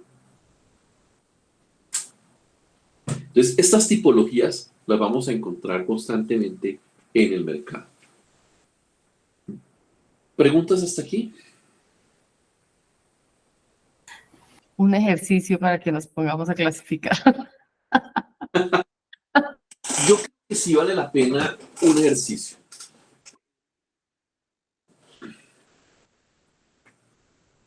Yo creo que sí vale la pena un ejercicio. Volvamos, por ejemplo, a la lectura. Discutamos más bien la lectura la lectura del macaco, que olvidé además discutirla en su momento. ¿De qué se trataba la lectura del macaco? Acuérdense. El dilema que había porque la foto la había tomado alguien y salió en Wikipedia publicada. ¿Sí era esa? Sí, exactamente. Vamos a hablar de autoría. Entonces, vamos a situarnos en la lectura del macaco para cerrar. La pregunta es, ¿cuáles son los hechos que dieron lugar a esta discusión? Zulma nos está diciendo, es de una fotografía que publica Wikipedia de unos micos, de unos macacos. ¿Cómo fue la historia? Carlos. Sí, hay un grupo de macacos y aparece una fotografía que se promociona como una selfie. Y el asunto es que la fotografía cobra notoriedad y empieza el debate si efectivamente la autoría puede atribuírsele a, a un ser sintiente o no. Y el asunto es ese, ¿qué pasaría si una obra de un ser no racional, si es que esa categoría cabe ahora, de quién es esa obra y si es sujeta a los derechos de autor y de protección? Creo que es esto, profesor, compañeras y compañeros. Profesor, tiene usted razón, pero si quieren precisemos un pelín, un poquito más la historia. ¿Por qué? Porque yo creo que los antecedentes son importantes para determinar cómo se dio la decisión final. No sé si ustedes indagaron un poco más al respecto, pero básicamente lo que ocurre es que Slater, que es un fotógrafo inglés, me parece, decide ir hasta el África a tratar de tomar fotografías de los macacos. Y persigue a los macacos en un parque y desafortunadamente no logra ninguna fotografía. A él se le ocurre fijar unas cámaras trampa y entonces ubica las cámaras trampa, determina unos ángulos, bla, bla, bla. Hace todo, digamos que en la concepción de Slater, lo que hace es unos actos preparativos para la fotografía. Las deja allí,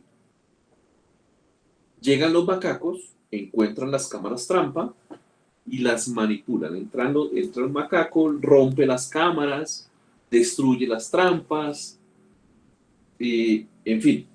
Cuando vuelve Slater, lo que encuentra es los trozos a lo largo del ecosistema, pues, digámoslo así. Se va a pero encuentra algunas USD, memorias USD, todavía ahí. Se va a su laboratorio, las incorpora a la computadora y advierte que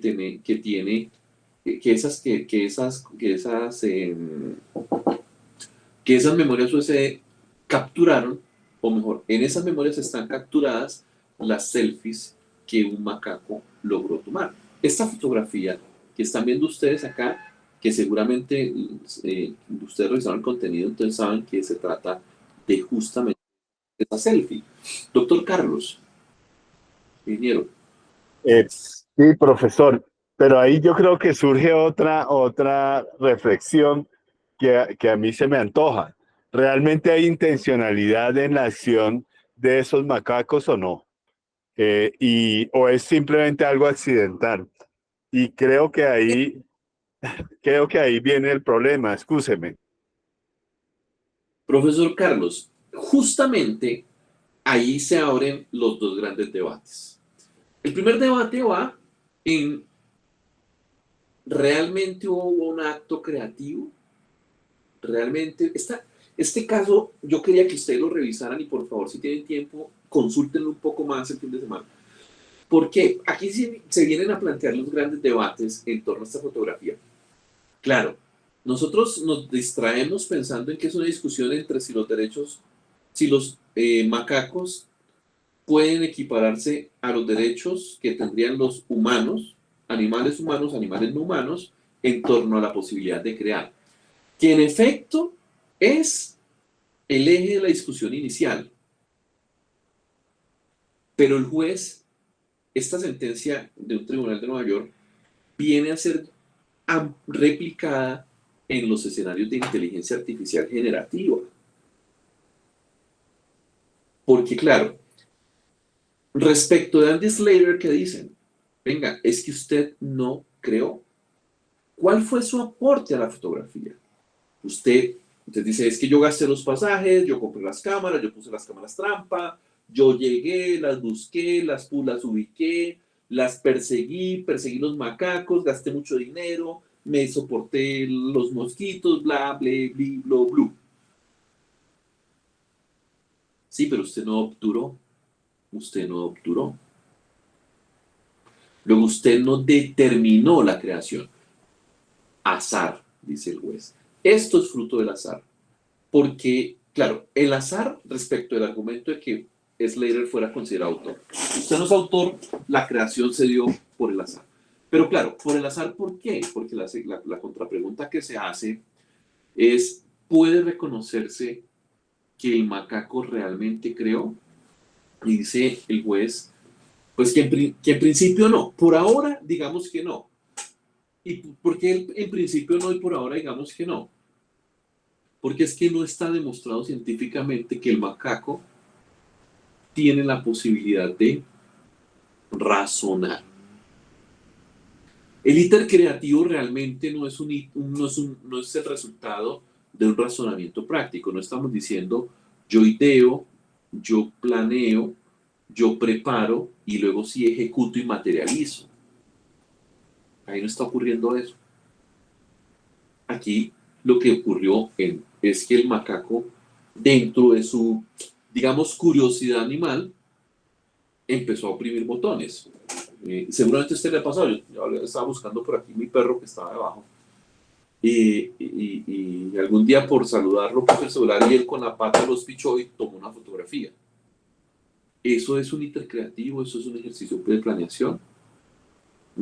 Que es que el border collie es el animal más, el perro más inteligente, dicen por ahí, y que tiene la inteligencia de un niño de 1 año, 2 años, bueno, no sé cómo es el cuento. Está demostrado científicamente que puede crear, él puede emitir el consentimiento. Entonces, ese es el gran matiz que hay en este segundo caso. Claro, la historia es un colectivo de defensa de los derechos animales, PETA, que además es muy reconocido, una ONG, demanda por violación de los derechos de autor al fotógrafo por reclamarle a Wikipedia que la obra es suya, para reclamar que se reconozca como titular, como autor, al famoso macaco. Y entonces, aquí miren cómo entra, si la creación intelectual es la traslación de la personalidad humana en la obra, la impronta del humano en la obra, señor fotógrafo, usted no creó, usted no determinó el momento creativo. Pero adicionalmente, cuando estamos en esa concepción, yo tengo que fijarme en este escenario. Estamos hablando de quién es autor. Y en la ley en Colombia, la ley en la Unión Europea, la ley en los Estados Unidos, la ley por allá en Francia, en Australia, en todas las partes del mundo, separando un poquito a los sistemas copyright de los anglosajones, Estados Unidos, Inglaterra y todo lo que es el Commonwealth, en principio dice que solamente puede crear la persona física, el ser humano. ¿Por qué? Porque determina la creación el intercreativo, el proceso de creación. Luego, no puede un animal o un animal no humano no podría llegar a crear. Pero hasta ahí entonces cerramos la sentencia. ¿Y qué vienen luego a decir? Venga, esta discusión que estamos teniendo aquí se puede extrapolar, así se pueden reconocer derechos de autor a las obras creadas por inteligencia artificial generativa. Hay un caso bien interesante, el caso de la famosa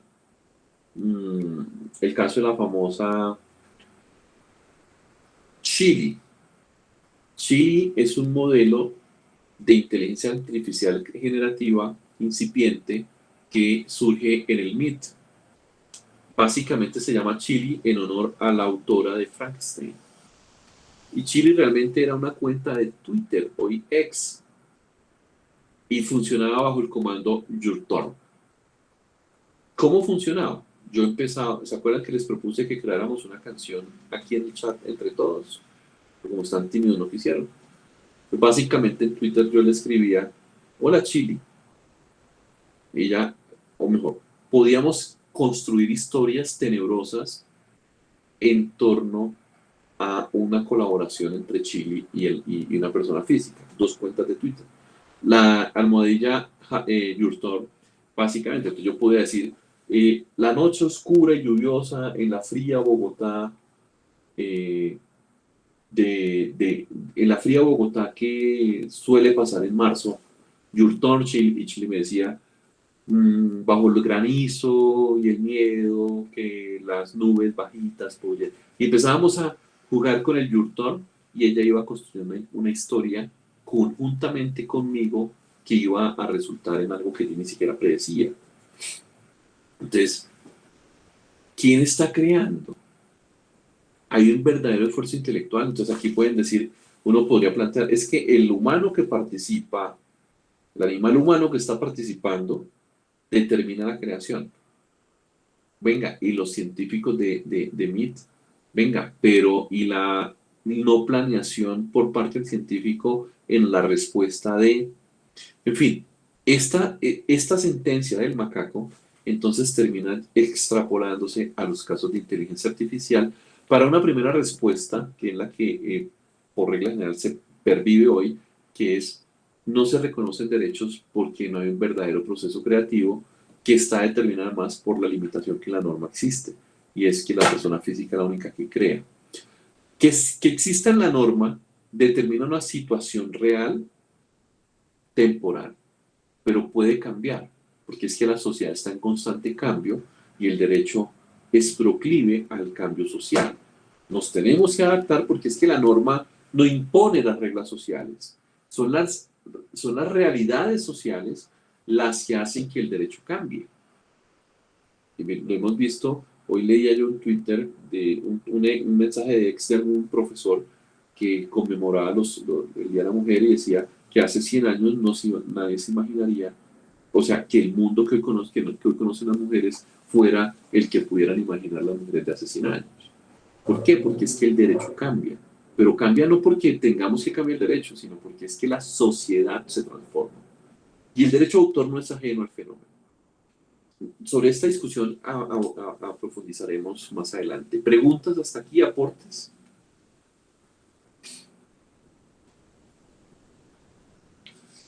Sí. Aló. Muy bien. Aló. Osvaldo, Aló. lo escuchamos muy pacífico.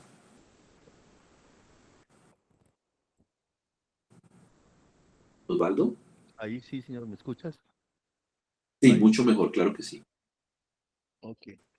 Bueno, primero que todo un saludo, Juan Carlos, muchas gracias por esta ilustración que nos hace, y de igual manera un saludo a las señoritas y señoras compañeras y al grupo de EduInnova.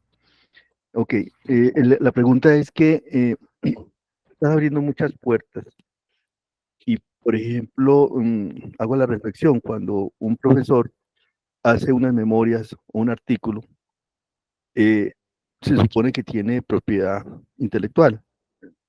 Si los Sí. alumnos cogen esos y los suben a la red de estudiantes y lo divulgan, ¿qué está ocurriendo ahí? Porque uno no ha dado la autorización para que ellos publiquen. O puede tenderse mucho más en el caso que planteas, en el tema de la parte de inteligencia artificial o el caso de Mono, cuando uno está, digamos, usando artículos de hace un siglo, 2 siglos, de teoría matemática o nuevos, ahí está violando el derecho de autor del científico que hizo esa, no sé, ahí hay una cosa ahí derivada que uno se puede perder realmente. ¿Cuál es el umbral donde uno puede moverse? Es más o menos una reflexión a largo de esa manera. Te agradezco muy amable. Muchas gracias, profesor Osvaldo. Yo creo que aquí empezamos a tenemos que empezar a cerrar esas puertas problemáticas. La primera forma de cerrarla es determinar si el material está protegido o no. ¿Qué quiere decir que un material esté protegido o no? Veremos derechos patrimoniales en la próxima clase, pero daremos cuenta que el derecho patrimonial, el derecho moral no se agota. El derecho moral es irrenunciable, imprescriptible, o sea, no se puede renunciar, no se pierde con el tiempo. El derecho moral pervive a la vida del artista, a la vida del creador. El derecho patrimonial tiene una ventana de protección que es amplia, pero es muy corta en medio de todo. Walt Disney, el problema de Disney World en estos días ha sido que los derechos patrimoniales de sus obras de copyright se han ido perdiendo ya, porque Walt Disney muere y a partir del fallecimiento de Walt Disney se protegerán por 70 años. Entonces, la estrategia de ellos fue proteger a través de marca. Pero ese es un presupuesto. Si no está protegido por el derecho de autor, cualquier persona, y recordarán ustedes el año pasado, hace 2 años, perdón, una adaptación de Winnie the Pooh, pero ya no era el Winnie the Pooh tierno, que comía miel, que tenía la camisa levantada, sino era un Winnie the Pooh tenebroso. Porque claro, la concepción y construcción de Winnie the Pooh entró al dominio público, dado el momento en el que se encontraba. Entonces, miren, profesor, cómo medimos la temporalidad de la protección de los derechos patrimoniales. Si ya no está protegido por el derecho patrimonial, decimos que está en el dominio público. Cualquier persona puede hacer actos de explotación. Ojo, hacer actos de explotación no quiere decir que usted pueda romper los derechos morales. Usted se obliga entonces a respetar el derecho de paternidad, que principalmente es el que pervive. Como decía, no sé, Pepito Pérez, en el año 1700, la teoría matemática debe ser entendida bajo este presupuesto. Ahí ya cerraste un riesgo. Si tú no anuncias, si tú no respetas el derecho de paternidad, a pesar de que no esté protegido en la ventana de tiempo, vas a ponerte en un riesgo de plagio, porque es que el plagio no se vence con el derecho patrimonial. El plagio realmente es una falsa atribución. Yo me asumí la creación de un tercero, no por el componente patrimonial, sino por el componente de paternidad del derecho moral. Primer escenario. Segundo, la próxima clase cerraremos es un poco más estas realidades a partir de las limitaciones y excepciones. ¿Cuál es el alcance de esas limitaciones y excepciones? ¿Hasta dónde está el rol que pueden ejecutar mis alumnos? ¿Qué es lo que puede hacer mi alumno? Es decir, la obra, cuando yo dicto la clase ustedes dictan la clase y el alumno está tomando notas, las notas se protegerán a favor suyo o a favor del alumno. Un gran primer matiz. Si el alumno está grabando y luego transcribe, el derecho de autor es suyo. Si el alumno está tomando notas como Gabriel García tomaba cuando Velasco le contaba, allí hay unos indicadores, una interpretación que ese alumno hace. Las notas que hace el alumno las podría divulgar porque son su propia obra y él la hizo dentro de una concepción de... Hay unos matices bien importantes. Ahora, si el alumno toma sus notas y luego las lleva a una presentación, por ejemplo, las lleva y las comparte en Slideshare, lo que está haciendo es un verdadero acto de infracción al derecho patrimonial del autor. Y más, y habrá infracción moral, incluso si usted no determinó el permiso para que se divulgara, más si el alumno no dijo que eso había sido suyo. Una cosa es la infracción a los derechos morales, todo lo veremos, y otra cosa es el derecho patrimonial. Imagínate, está poniendo a disposición algo que usted en principio quiere mantener en su fuero privado. Esto lo empezamos a cerrar. Profesor Osvaldo. Sí, no, sí, ese es el tema, que uno hace unas apuntes propios y después los ve pegado por ahí en la web o compartiendo con los estudiantes. Luego, como tú dices, tenemos derecho a la paternidad y yo creo que la integridad de divulgación es retirada también. Entonces, Totalmente. Digamos, sí. Y la otra cosa, perdona, la otra cosa es que entonces surge un nuevo tema que uno escribe un artículo y resulta que va a publicar otro, toma esa referencia y nos está haciendo autoplagio también. Bueno, sí. Las universidades tienen unos grandes problemas en las políticas de propiedad intelectual que son prácticos. Porque, por ejemplo, en el caso de ustedes y nosotros, el artículo 92-93 de la ley 23 dice que las creaciones de los empleados públicos en ejercicio de sus funciones constitucionales o legales se entenderán que son del Estado, pues de la institución del Estado a la cual están vinculados. La única excepción son los profesores, empleados públicos docentes, respecto de los contenidos de sus áreas, de las lecciones magistrales y los contenidos de sus clases, que siguen siendo de uno. Aquí hay un tema bien interesante, es que la ley ya me determinó a mí una transferencia del derecho. O sea, por el mero hecho de yo crear un artículo dentro de un proyecto de investigación o dentro de las reglas, dentro de mis funciones constitucionales y legales, ya el artículo es de la universidad.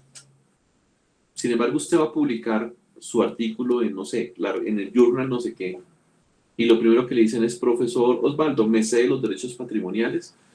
Ahí está pasando una cosa, profesor Osvaldo, que es una constante. Usted está entregando unos derechos patrimoniales que no son suyos, que por el mero hecho de la creación, en virtud de la ley, le fueron entregados yo a la universidad. Claro, la universidad, aquí hay una mala práctica, y es porque quien debería entregar los derechos patrimoniales no es usted, sino la universidad, a esa revista. ¿Me hago entender? Sin embargo, la universidad, o sea, ninguna universidad hasta ahora ha venido a reclamar esos derechos. O ha venido a exigir una compensación, pero en términos de la norma y en términos jurídicos, ahí hay una mala práctica. Ahora, luego usted viene a reconstruir a partir de ese artículo un nuevo texto. Pues evidentemente estamos hablando de... Realmente el autoplagio no es un problema del derecho de autor, porque es que, pues al final, la obra es mía. Y usted, dentro del derecho moral de integridad, y dentro del derecho moral, la integridad se predica respecto a los terceros. Pero yo sí tengo un derecho moral de modificación. Yo puedo intervenir mi obra cuantas veces quiera y puedo publicarla. Desde la perspectiva legal, no hay un problema. Es más, yo incluso creo que no sé hasta dónde sea un problema ético. O sea, es decir, creo que la discusión ética ya se plasma cuando su propósito sea un propósito defraudatorio. El mismo tema 20 veces para generar más puntos. Ahora, yo puedo tener, nosotros en derecho vemos el señor que escribe los libros, el mismo libro, 20 ediciones. ¿Por qué? Porque la está actualizando con los cambios. Hay una mala fe, hay una mala práctica, hay un verdadero autoplagio, ahí es una adaptación. Hombre, ahí están los matices, ¿no? Entonces, porque el autoplagio realmente uno lo puede discutir desde el derecho de autor. ¿Qué es el autoplagio? O sea, yo no me puedo autoplagiar en últimas, porque es que yo, en últimas del derecho de autor, conservo un derecho moral de modificar mi obra cuantas veces quiera. ¿Dónde está el reproche? En presentarla como una obra nueva sin mencionar la vinculación anterior. Ahí está el reproche. Y puede que no sea un reproche jurídico, puede que sea un reproche ético. ¿Me hago entender? Sí, no, perfecto. Sí, sí, ahí surgen bastantes dudas y esto tiene muchos matices, muchas aristas y comprenderlo de cierta manera, pues es un poco difícil, ¿no? En este tema, porque realmente como tú dices, el autor es el humano, el creador es él, y entonces, de alguna manera, de acuerdo a la discusión, hay que fijar ciertos umbrales para uno, Sí. pues, moverse, ¿no?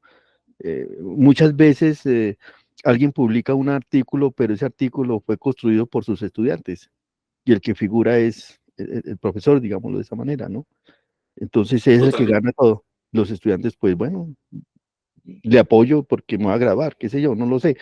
Por eso te digo, hay muchos matices ahí que cada caso, digamos, tiene su estudio particular, diría yo, ¿no? A mí esos casos que usted plantea me parecen que son de lo más riesgoso que hay en la vida. Porque el estudiante es sutil y es dócil mientras lo requiere a usted para el aval, por ejemplo, para el grado. Y claro, el 99% de los estudiantes no va a reclamar nunca. Pero el 1% sí. Y casos hemos visto en la Nacional, en la Javeriana, en la Sabana, en todos los... Han habido unos casos renombrados. La profesora o el profesor que tomó la creación de su alumno y la presentó como propia y la publicó. No pasó nada, la publicó, 3 doritos después, el alumno se vuelve, o bueno, no sé, reclama. Oiga, es que a mí me hizo firmar esto porque ella quería, yo realmente lo hice y tiene material de la forma aprobada. A mí eso me parece muy riesgoso. Incluso nosotros tenemos en la práctica docente los semilleros de investigación y pues decimos que vamos a hacer una creación conjunta. A mí en esos casos yo soy muy nervioso para hacerlo porque al final, en últimas, yo lo que le digo al estudiante siempre, y mi consejo para ustedes es, conserven esos correos con sus estudiantes en donde serán esas construcciones conjuntas, donde yo pueda decirle, mire, es que este correo da cuenta de que él escribió esto, yo escribí esto, porque en últimas eso se ha venido consolidando. Claro, y eso hace parte del proceso de formación y entonces dentro de la creación del semillero y en últimas, pero yo siempre he creído que hay un riesgo ahí que está a la orden del día, pues. Muy bien. Miren que nos pusimos, Zulma, a dar los ejemplos y creo que se abrió la discusión muy importante, pero quedamos en el ejemplo. Muchas gracias. Doctores, profesores y profesoras, doctores y doctoras, ingenieros y ingenieras, muchas gracias a ustedes por escucharme. Ya son las 59, entonces creo que debemos dejar aquí, ¿no? Estaré el próximo martes para seguir acá y analizar. Muchas ¿Listo? gracias. Muchas gracias. Martes. Muchas gracias. Gracias. Muchas Que gracias. descansen todos y todas. Buenas Saludos. noches. Gracias, feliz noche. Hasta luego, gracias. Sí.